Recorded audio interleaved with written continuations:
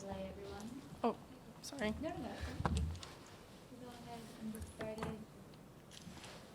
You really rose to the challenge. It seems like tonight. Can you talk about it? Well, for sure, it was a really tight match, and I'm really happy that I actually played such a tight match because now I see how I can handle those situations after a couple of matches that were kind of, one way. So I think we both played well, and I'm happy that in those important moments I was the one that was more solid. Is it just now looking back that you're glad you had a tight match, or while you were in it, what was the feeling in that moment as it got tight? Well, I didn't really think about that. Before the tournament, I thought that it would be nice to have some stressful moments and overcome them, But during that match, I was just, really trying to be in the right mindset and kind of be smart about what worked throughout the whole match and what didn't.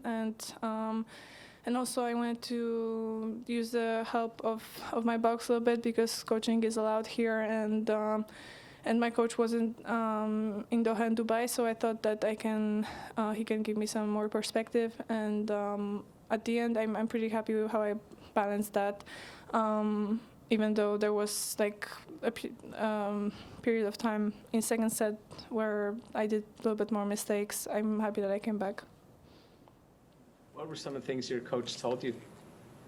Well, it was tactical, so I don't want to tell you.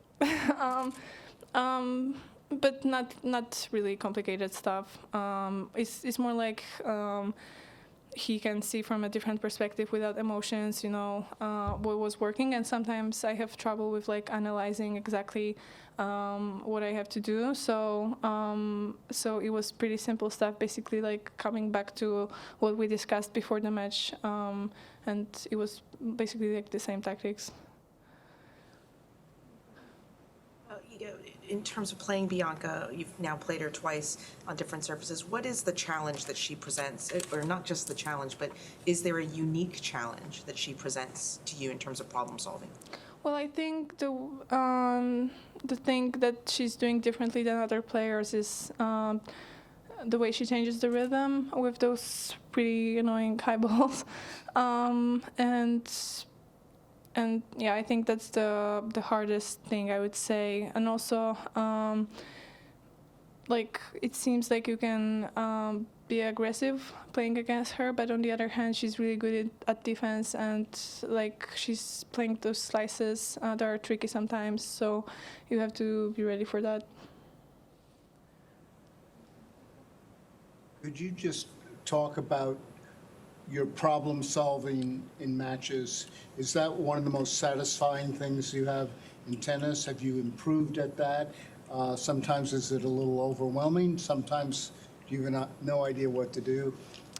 Well, most of the times I feel like I've improved, but there are some matches where I feel like a little bit in chaos and I don't know which way to go that is going to work. But honestly, it's not happening often. In more cases, I kind of choose the right solution, and then I'm playing better, and then the momentum changes, and yeah, I just go with the flow. So what do you think she did or was occurring in that early mid part of the second set where she's up 14-15? Well, in that case, actually, I think it was a little bit my fault that I started making mistakes. So I knew what I had to change, and also these balls, when they get old, it's harder to control them. So you have to just remember that. And it's only my second match here, so for sure I'm going to learn the lesson, and hopefully I'll play better next rounds. But I think this match was great already, so I'm happy with the performance. How's your balance between playing to win and playing not to lose? I haven't. Well, after Australian Open, honestly, I did a lot of work to not feel like I'm playing not to lose. So right now, I don't feel that way. What does that work look like? Well, just kind of reminding yourself getting rid of the pressure a little bit, reminding yourself that you're there to run, to play those longer rallies, and not to expect that you're gonna make every shot perfect because you're doing that on practices. And yeah, I just changed my mindset, and I was really like digging into everything tennis-wise, so it kept my mind busy from all the fuss that is around, the rankings and everything. Iga, just looking ahead to tomorrow and facing Emma, how much does the Stuttgart match help her? Is it not even applicable to tomorrow? And what do you expect for that match? Well, I think after Stuttgart, I just know how her shots feel in a racket, because before I haven't even practiced with her. So it helps that way. But on the other hand, it's weird because we're playing on hard court and there was clay, but actually this surface is slower. But so I think I have to like really take care of the tactics anyway, and we'll see. Honestly, like every day is different, and Stuttgart match was like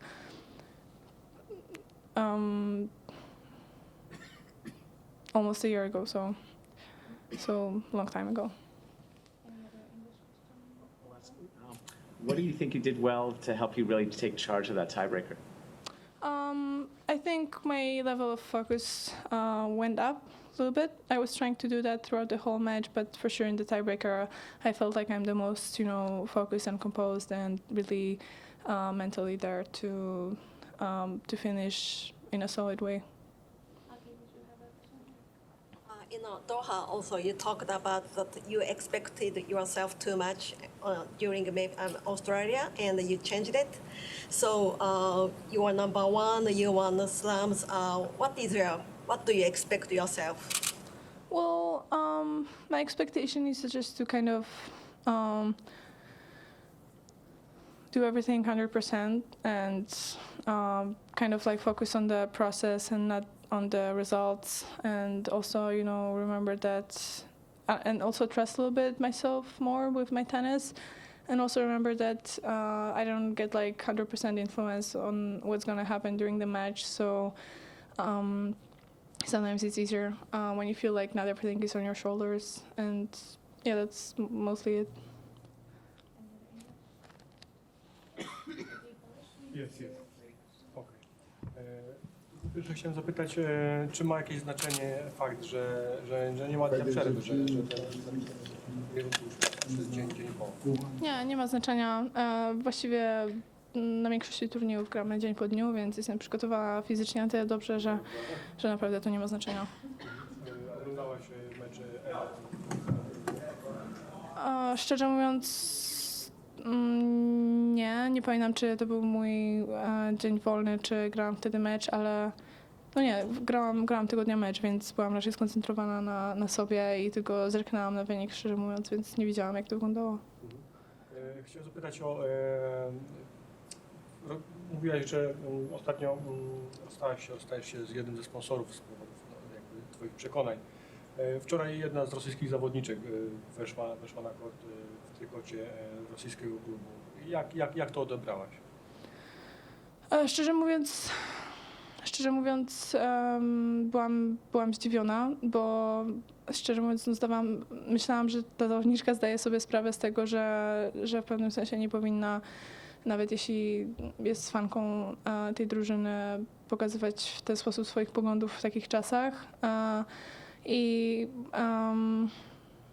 nie wiedziałam do końca, co o tym sądzić. I nie wiedziałam też, co w pewnym sensie WTA zrobi i jakie będą konsekwencje takiego czegoś. Ale porozmawiałam z WTA i w pewnym sensie dowiedziałam się, że tych sytuacji prawdopodobnie będzie mniej, bo wytłumaczą innym zawodnikom, że nie można w pewnym sensie promować żadnych z rosyjskich drużyn teraz w takich czasach, więc to mnie trochę uspokoiło, chociaż z drugiej strony myślę, że takie sytuacje niestety się zdarzają, bo ten komunikat powinien być powiedziany o wiele wcześniej i jakby myślę, że też że właśnie w pewnym sensie to, co się wydarzyło na początku wojny, że było tyle chaosu też w szatni i nie wiadomo było, jak do tego wszystkiego podejść, powoduje teraz to, że właśnie są takie sytuacje, które są dość nieprzyjemne i myślę, że jakby był lepszy leadership od początku, to może byśmy uniknęli takich sytuacji. Na koniec chciałem zapytać, only one? Just the 3 questions, yeah. Sorry, Dyla. 3 questions. Okay, one more? We said 3. We did say 3. That's it. Yeah. Dziękuję. Thank you. She'll be back tomorrow. Powodzenia, dziękuję bardzo. We'll go this way, guys. Okay. Yeah.